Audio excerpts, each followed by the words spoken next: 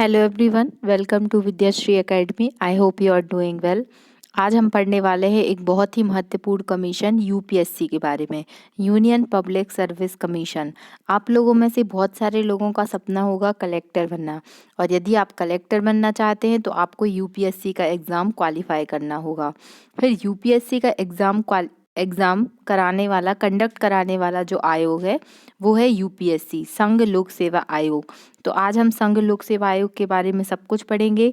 ये MPPSC prelims unit 10 और MPPSC mains दोनों का टॉपिक है, तो हमें इसको बहुत अच्छे से पढ़ना है।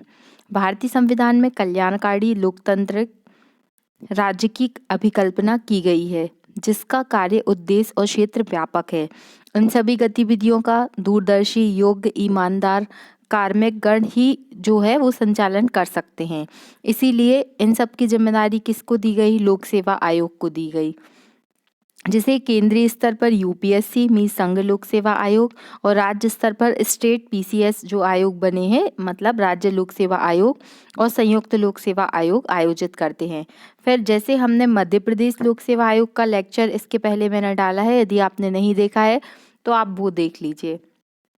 बहुत सारी चीज़ें सिमिलर हैं, कुछ कुछ आपको डिफरेंस देखने मिलेगा। जैसे भारत शासन अधिनियम 1919 के तहत सबसे पहले 1926 में एक कमीशन बना था जिसका नाम था ली कमीशन। ली कमीशन की सिफारिश पर लोक सेवा आयोग की स्थापना की गई। इसमें जब ये 1926 में इसका गठन हुआ था, तब एक अध्यक्ष और 4 सदस्य होते थे। तो 1919 का अधिनियम याद रखना है यहाँ पर, और 1926 में सबसे पहले ली कमीशन बना था। इसके पश्चात भारत शासन अधिनियम 1935 में फेडरल पब्लिक सर्विस कमीशन की स्थापना की गई। कब की गई? 1935 के अधिनियम के तहत की गई। फिर 26 जनवरी 1950 को संविधान के लागू होने के साथ ही फेडरल पब्लिक सर्विस कमीशन के अनुच्छेद 315 के तहत एक स्वायत्त संस्था के रूप में संवैधानिक दर्जा प्राप्त हुआ। ये डेट पेपर में आ चुकी है, इसको याद रखिएगा, 26 जनवरी 1950। 26 जनवरी 1950 के तहत संविधान लागू हुआ और फेडरल पब्लिक सर्विस कमीशन के रूप में किस आर्टिकल के तहत? आर्टिकल 315 के तहत क्या किया गया? यूपीएससी को संवैधानिक दर्जा प्राप्त हुआ। फिर जैसे हमने पढ़ा था कि एमपीपीएससी किस भाग में है संविधान के? तो भाग 14 में है, तो यूपीएससी भी भाग 14 में है। इसमें अनुच्छेद नंबर 315 से लेकर 323 तक यूपीएससी का वर्णन किया गया है, जिसमें लोक सेवकों की संरचना, उनकी नियुक्ति, उनको कैसे हटाया जाएगा, शक्तियां क्या हैं, कार्य क्या है, ये सब मेंशन किया गया है। अब हम आर्टिकल पढ़ते हैं। यूपीएससी कैसा आयोग है? तो अब अगर संविधान में वर्णन है, इसका क्या मतलब है कि एक संवैधानिक आयोग है, और यह केंद्रीय भर्ती अभिकरण है, मतलब जो केंद्र सरकार की नियुक्तियां होंगी वो यूपीएससी के द्वारा होंगी। इसका कार्यालय कहाँ पर स्थित है? दिल्ली में स्थित है। आयोग के सबसे जो पहले अध्यक्ष थे वो थे सर रोज बारकर। सर रोज बारकर कौन थे? यूपीएससी के प्रथम अध्यक्ष थे। इनका जो कार्यकाल था वो 1926 से लेकर 1932 तक था। अब हमें सारे आर्टिकल याद करने हैं कि किस आर्टिकल में क्या मेंशन किया गया है। तो सबसे पहले आर्टिकल नंबर 315 आर्टिकल क्या बोलता है कि संघ और राज्यों के लिए लोक सेवा आयोग। संघ और राज्यों के लिए लोक सेवा आयोग का क्या मतलब है? जैसे संघ में क्या है? यूपीएससी है, और राज्यों में क्या है? स्टेट पीएससी है। फिर 316 क्या बोलता है? लोक सेवा आयोग के सदस्यों की नियुक्ति और उनका कार्यकाल। तो लोक सेवा आयोग के सदस्यों की नियुक्ति मतलब यूपीएससी के सदस्यों की नियुक्ति और उनका क्या टेन्योर रहेगा, ये बताया गया है 316 में। तो जो यूपीएससी के चेयरमैन होते हैं उनका कार्यकाल कितना होता है? 6 वर्ष या 65 वर्ष, इसको याद रखिएगा। फिर आर्टिकल 317, अब 316 के तहत तो नियुक्ति की गई है, तो 317 में हमेशा क्या याद करते हैं हम? खतरा। 7 से याद करते हैं 17 खतरा। तो 317 में लोक सेवा आयोग के सदस्यों को बर्खास्त किया जाएगा या निलंबित किया जाएगा या हटाया जाएगा।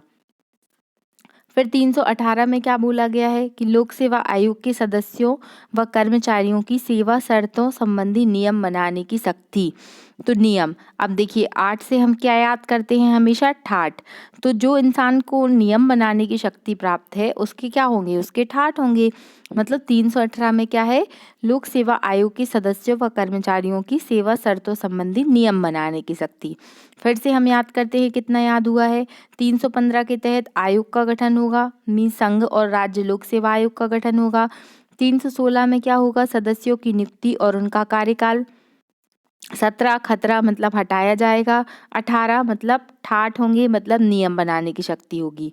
फिर 19 मतलब 9 आ रहा है यहाँ पर, मतलब क्या होता है 9 का मतलब नो।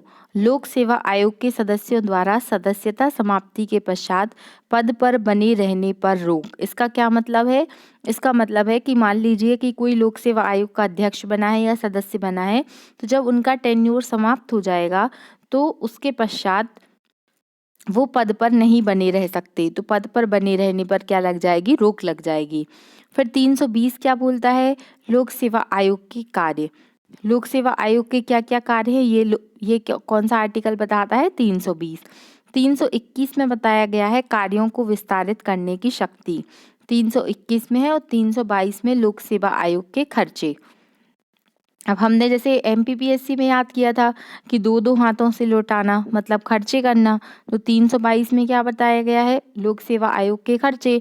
और 323 में क्या बताया गया है, लोक सेवा आयोग के प्रतिवेदन। देखिए चाहे वो एमपीपीएससी हो चाहे वो यूपीएससी हो, ये जो 315 से 323 तक आर्टिकल हैं वो दोनों के लिए समान है। तो यदि आप एक जगह याद कर लेते एक आयोग में, तो वो आपको दूसरे में भी काम आएंगे।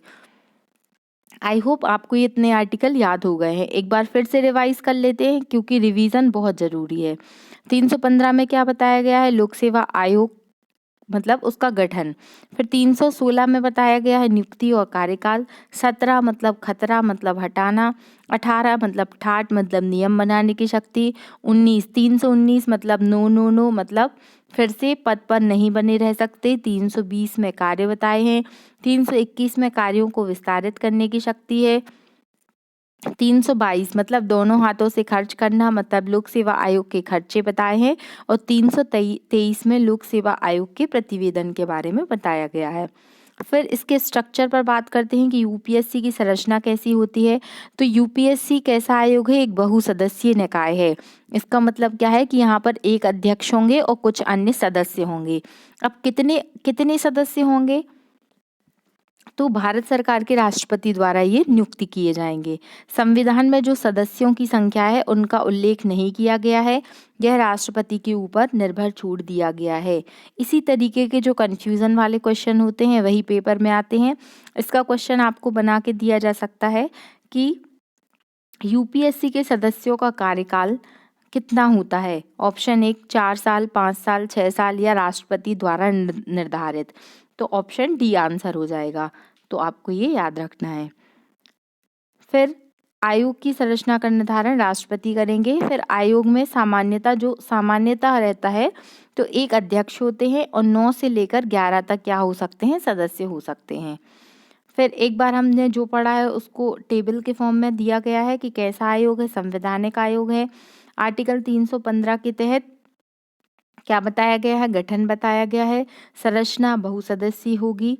नियुक्ति राष्ट्रपति के द्वारा की जाएगी। 65 वर्ष कार्यकाल होगा। सेवा शर्तों का निर्धारण राष्ट्रपति के द्वारा किया जाएगा। रिपोर्ट राष्ट्रपति को सबमिट करेंगे। यूपीएससी का कार्यालय दिल्ली में स्थित है। प्रथम अध्यक्ष रोज बारकर और वर्तमान में अध्यक्ष कौन है, तो अभी ये चेंज हो गए हैं, अभी मनोज जोशी जी बन गए हैं। पहले कौन थे, प्रदीप कुमार जोशी थे। तो इनका नाम याद मनोज सोनी जी बन गए हैं, पहले प्रदीप कुमार जोशी थे। फिर नियुक्ति और कार्यकाल, एक एक आर्टिकल को हम फिर से पढ़ेंगे। तो इसमें नियुक्ति और कार्यकाल 316 में बताया गया है। नियुक्ति किसके द्वारा की जाएगी, राष्ट्रपति के द्वारा की जाएगी। अब देखिए संविधान में आयोग के अध्यक्ष और सदस्यों की योग्यता का कोई उल्लेख नहीं है। यूपीएससी जैसा इतना बड़ा बोर्ड है और उसके जो अध्यक्ष हैं और सदस्य हैं उनके लिए किसी भी प्रकार की योग्यता का उल्लेख नहीं किया गया है कि उनकी मतलब उम्र कितनी होनी चाहिए या फिर अन्य क्वालिफिकेशन क्या होना चाहिए, परंतु एक चीज़ आवश्यक है यहाँ पर कि आयोग के आधे से सदस्यों को भारत सरकार या राज्य सरकार के अधीन कम से कम 10 वर्ष का अनुभव होना अनिवार्य है। मीन्स एटलीस्ट उनको 10 ईयर्स तक का काम करने का एक्सपीरियंस होना चाहिए, या तो सेंट्रल गवर्नमेंट के अंडर में या फिर स्टेट गवर्नमेंट के अंडर में। ये पॉइंट आपको स्टार बना के नोट करना है। फिर आर्टिकल 316 1A क्या बोलता है कि इसके तहत राष्ट्रपति 2 परिस्थितियों में संघ लोक सेवा आयोग के किसी सदस्य को कार्यवाहक नियुक्त कर सकता है। जैसे हमने MPPSC में पढ़ा था, वही सेम चीज़ यहाँ पर भी है कि कार्यवाहक अध्यक्ष कब घोषित किया जा सकता है, जब पहला तो राष्ट्रपति का पद जब अध्यक्ष का पद क्या हो, रिक्त हो, और दूसरा जो अध्यक्ष है वो अपना काम अनुपस्थिति या अन्य दूसरे कारणों से नहीं कर पा रहे हैं। मान लीजिए अभी मनोज सोनी जी जो UPSC के हेड हैं, किसी कारणवश यदि वो अपना काम नहीं कर पा रहे हैं या वो एब्सेंट है, तो उनकी जगह पर किसी और व्यक्ति को, जो UPSC के सदस्य हैं उन्हीं में से या किसी अन्य व्यक्ति को क्या बनाया जा सकता है, UPSC का कार्यवाहक अध्यक्ष बनाया जा सकता है। कार्यवाहक अध्यक्ष तब तक कार्य करते हैं जब तक पुनः अध्यक्ष अपने काम में वापस नहीं लौट आते या अध्यक्ष फिर से नियुक्त ना हो जाएं, तब तक कार्यवाहक अध्यक्ष कार्य करेंगे। तो ये तो आप पहले ही समझ चुके हैं। फिर आर्टिकल 316 सब क्लॉज 2 क्या बोलता है, इसके अनुसार जो आयोग के कार्यकाल होगा, मतलब आयोग के अध्यक्ष और सदस्यों का कार्यकाल होगा, वो कितना होगा, 3 वर्ष या 65 वर्ष। अपना त्यागपत्र राष्ट्रपति को देंगे और इसके अलावा उनके कार्यकाल से पहले भी राष्ट्रपति के द्वारा संविधान में वर्णित प्रक्रिया के माध्यम से जो सदस्य हैं या अध्यक्ष हैं उनको हटाया जा सकता है। फिर 317 में कब पद मुक्त किया जा सकता है अध्यक्ष या सदस्यों को, जब उन्हें दिवालिया घोषित कर दिया गया हो या उन्होंने अपने कर्तव्यों से बाहर जाकर किसी लाभकारी नियोजन में वो लग गए हों। क्या राष्ट्रपति को ये आभास होता है कि जो अध्यक्ष हैं या सदस्य हैं वो मानसिक शारीरिक रूप से असक्षम हैं या अपने पद पर सही तरीके से कार्य नहीं कर रहे हैं, तो उनको कदाचार या दुर्व्यवहार के आधार पे भी पद से हटाया जा सकता है।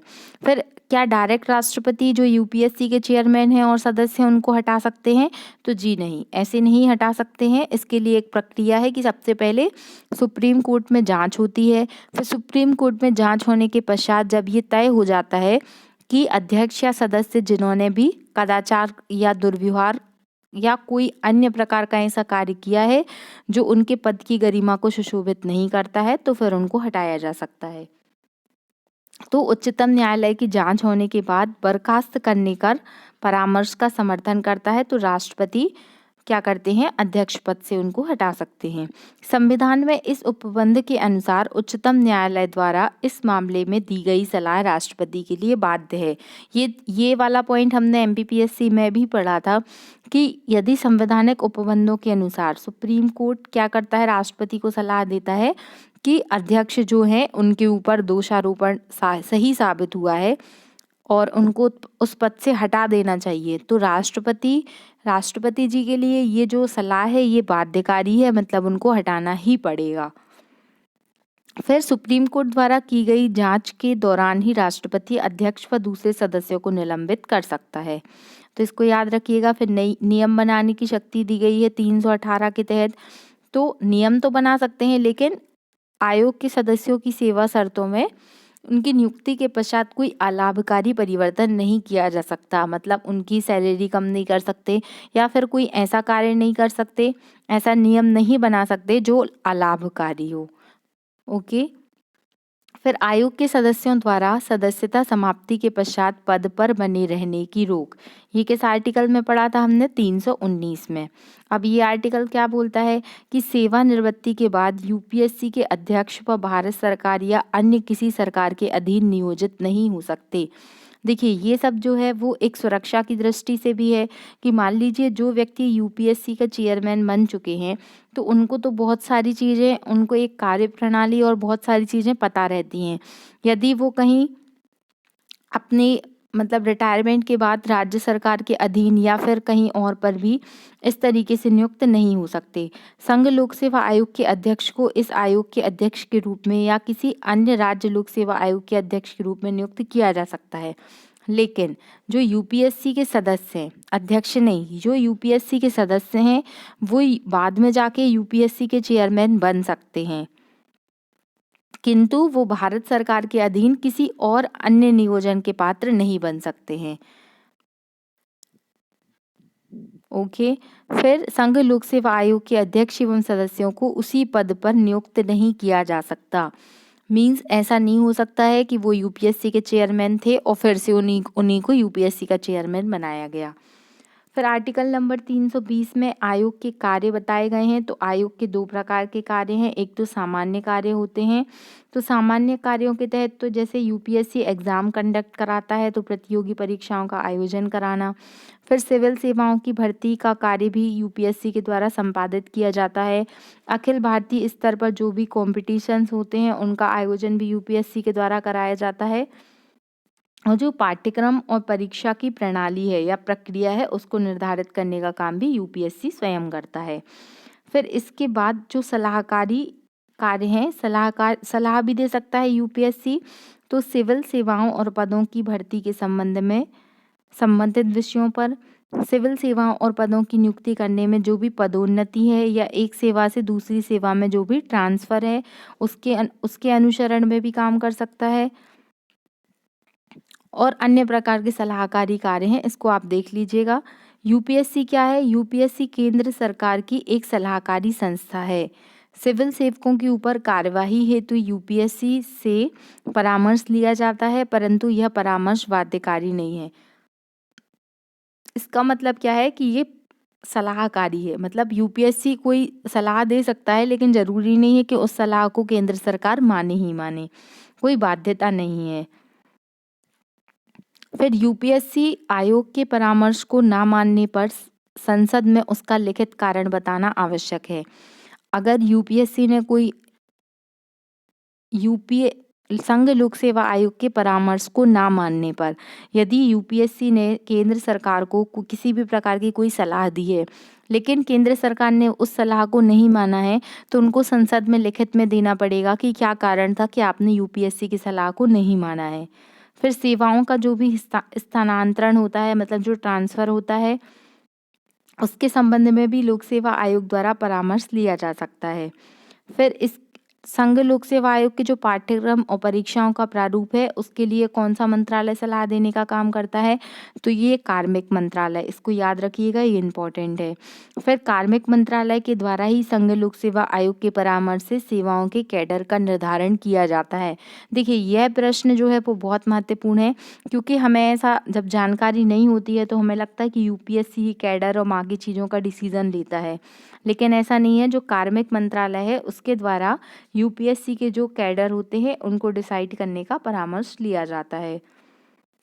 फिर आयोग के कार्यों को विस्तारित करने की शक्ति, ये किस आर्टिकल में बताया है? आर्टिकल नंबर 321 में बताया गया है।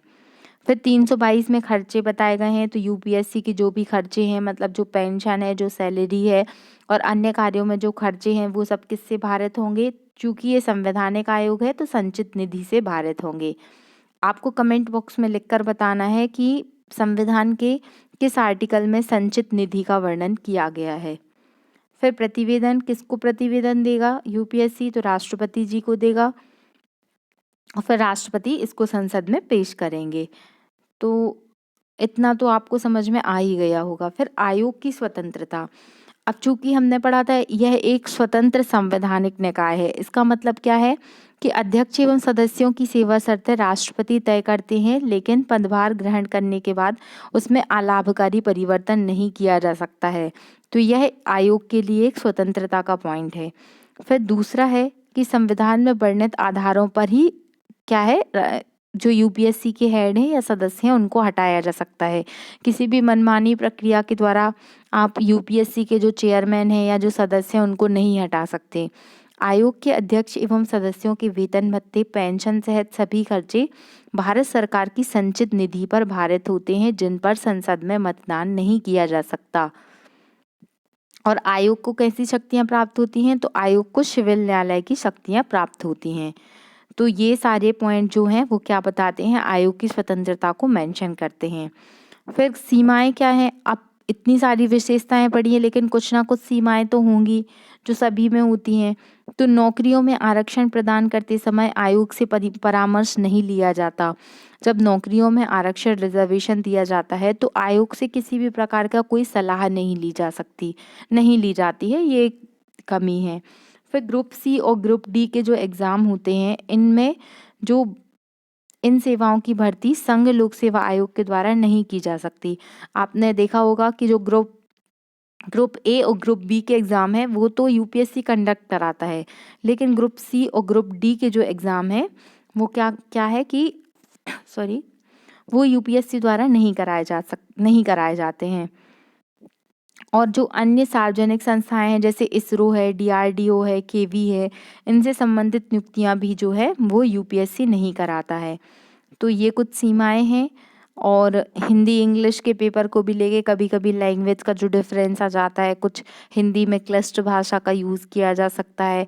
तो ऐसी सीमाएं तो बच्चों द्वारा ही बताई जाती हैं कि ये कमी है, इसमें सुधार होना चाहिए। तो ये यूपीएससी के कुछ पॉइंट्स थे। कुछ पॉइंट्स और हैं, अध्यक्ष कौन बना, कौन सी महिला कौन से पुरुष बने हैं, ये थोड़ा स्टैटिक में पूछ सकता है कि जैसे प्रथम जो थे वो कौन थे, सर रोज बारकर। अब लेकिन ये याद रखना है आपको कि इनका कार्यकाल 1926 से लेके 1932 तक था। और एच के कृपलानी जी थे, वो 1947 से लेके 1949 तक थे। तो इनका नाम भी आपको याद रखना है। और श्रीमती RM मैथ्यू, ये मतलब प्रथम महिला थी जो यूपीएससी की कौन बनी थी, हेड बनी थी, मतलब अध्यक्ष बनी थी, श्रीमती RM मैथ्यू, इनका नाम याद रखिएगा।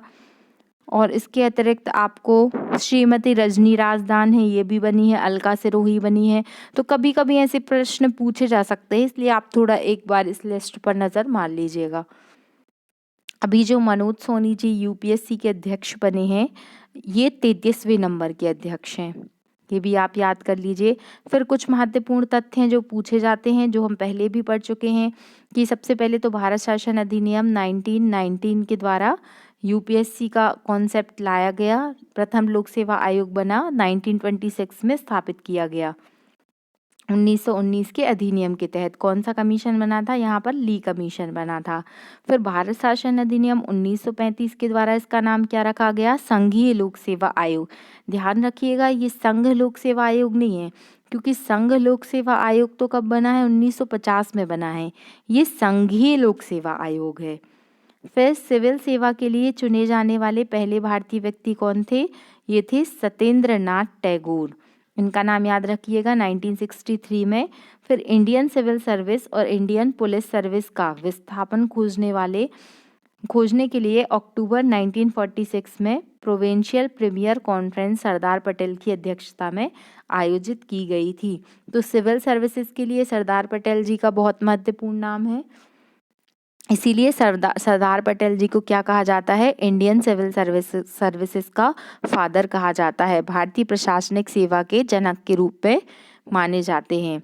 और भारत में सिविल सर्विस का जनक, मतलब जब अंग्रेजों के समय की बात करी जाए तो उस समय पे भारतीय सिविल सर्विस का जनक किसे कहा जाता है, तो वो थे लॉर्ड कॉर्नवालिस, इनका नाम याद रखिएगा। और स्वतंत्रता से पहले इंडियन पुलिस सर्विसेज को इंडियन पुलिस के नाम से जाना जाता था। फिर भारतीय प्रशासनिक सेवा का पहला बैच 1946 में सशस्त्र सेना के अधिकारियों में भर्ती किया गया था। ये इतना इम्पोर्टेंट नहीं है, इसको छोड़ दीजिएगा। लेकिन सिविल सेवा में पहले इम्पीरियल शब्द के स्थान पर भारतीय शब्द का यूज़ कब किया गया, 1926 में किया गया। फिर बहुत सारे आयोग बने थे, इतना डीप तो नहीं, लेकिन हाँ कुछ कौन सा आयोग क्या लेके आया, सीसैट कब जुड़ा, एथिक्स का पेपर कब जुड़ा, ऐसे कुछ पॉइंट्स भी हैं जिन्हें हम अलग से डिस्कस कर लेंगे। लेक्चर नहीं तो लंबा हो जाएगा। Thank you so much. I hope आपको ये वीडियो अच्छा लगेगा। आपको 2 से 3 बार इस वीडियो को सुनना है और इसके जो की पॉइंट्स हैं उसको अलग से नोट करना है, क्योंकि प्रीलिम्स में फैक्चुअल क्वेश्चन पूछे जाएंगे, लेकिन अब जो प्रीलिम्स का पैटर्न चेंज हो रहा है तो उसमें कॉन्सेप्चुअल क्वेश्चन भी पूछे जाने लगे हैं, इसलिए आप वन लाइनर पढ़ के पेपर सॉल्व नहीं कर सकते जब तक आपको पूरा कॉन्सेप्ट क्लियर नहीं होता है। तो इसको ध्यान से पढ़िए, नोट करिए, पढ़ते रहिए, खुश रहिए। और यदि आपको वीडियो अच्छा लगता है तो लाइक कीजिए, सब्सक्राइब कीजिए एंड अपने अधिक से अधिक दोस्तों तक शेयर ज़रूर कीजिए और बेल आइकन को प्रेस करना ना भूलें ताकि आपको वीडियो का नोटिफिकेशन मिल जाए। Thank you so much. जय हिंद, जय भारत।